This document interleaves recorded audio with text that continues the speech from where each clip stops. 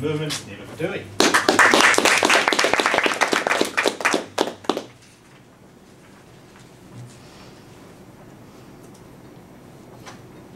Life is hope to movement.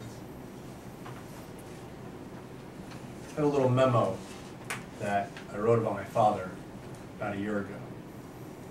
Fortunately, he's no longer with us. But his presence still stays with me every day. Every day. And there's certain specific things he taught me that really exemplified life being hope and movement. I want to share with you a little bit of what these are. 3 specific ones. First one, I was 12 years old. Felt I had a lot of friends. At the time I thought they were friends. And I remember talking with my father after I got off the phone with one of my buddies. Dad, you don't have a whole lot of friends, I noticed. You got like maybe a handful. What's up with that? So he goes, Nima, sit down here. I want to share something with you. Something that my father taught me. The truth of the matter is, I don't need a friend. I just need a happy friend. I'll give you an example. Many years ago, growing up in Iran, back then, if you wanted to have meat, you killed it yourself. And they used to give my father such a hard time as well about that.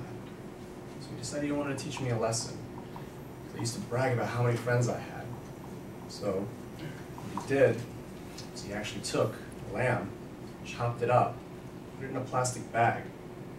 He came to me running, freaking out. Son, really need help. I just accidentally hit somebody. I have the body here. I need to get rid of it. Can we call one of your friends to help me? Son's kind of shocked. So he calls all of his friends.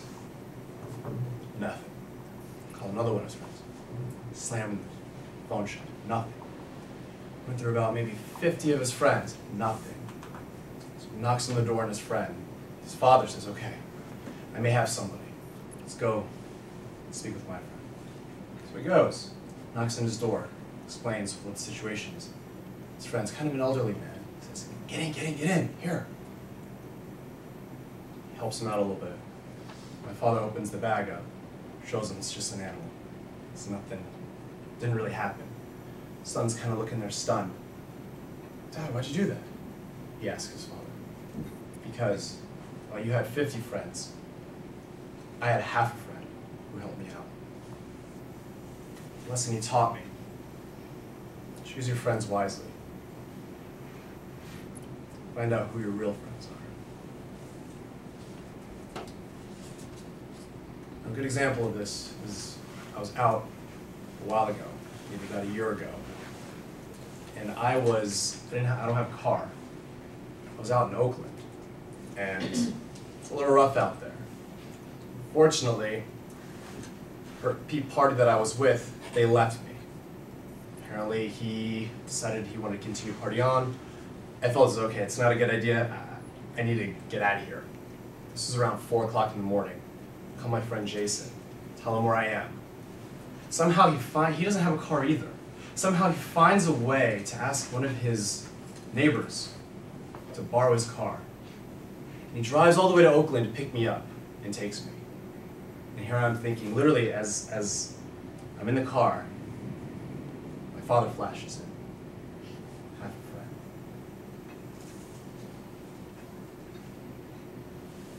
The next thing he taught me, take risks, no fear. Imagine this. You're in the backyard of your domicile.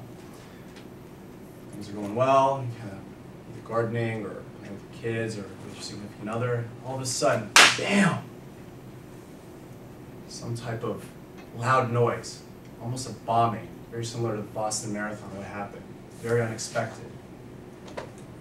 Panic sets over you. You're not sure what to do. It's the same situation my father faced when he was in Iran back in the 70s. At that point, he knew his daughter at the time, my sister, was 5. She was playing outside. Could she be hurt? What could happen? At that point, he decided we need to get out of here. Spending over 30 years in the same country with the same culture, same people he knew, he was willing to give all that up.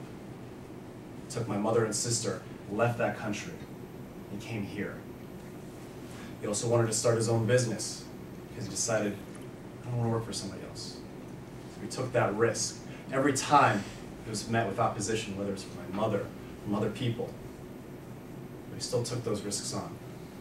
Now, whenever I want to get into something new, whenever I fear something, like when I first got into boxing, when I wanted to start my own online business, yeah, there was that initial fear. But every time that fear catches me, I think to myself, what would my father do? He taught me. Keep going. Why? Because life is hope and movement. The last one is kind of very important. He used to tell me often, take me in my shoulders. See that woman over there, Nima? Referring to my mother. She is 100 times more important in your life than I am. At the time, I kind of laughed. Oh, Dad, so funny. It's a good joke. Without you, I wouldn't be here either. No. She's a lot more important than I am. Remember that. I think what he was trying to instill in me is understanding the importance of not only just a partner, but also of the female spirit. And really getting me to understand not only what they can do in a marriage, but also just in this world.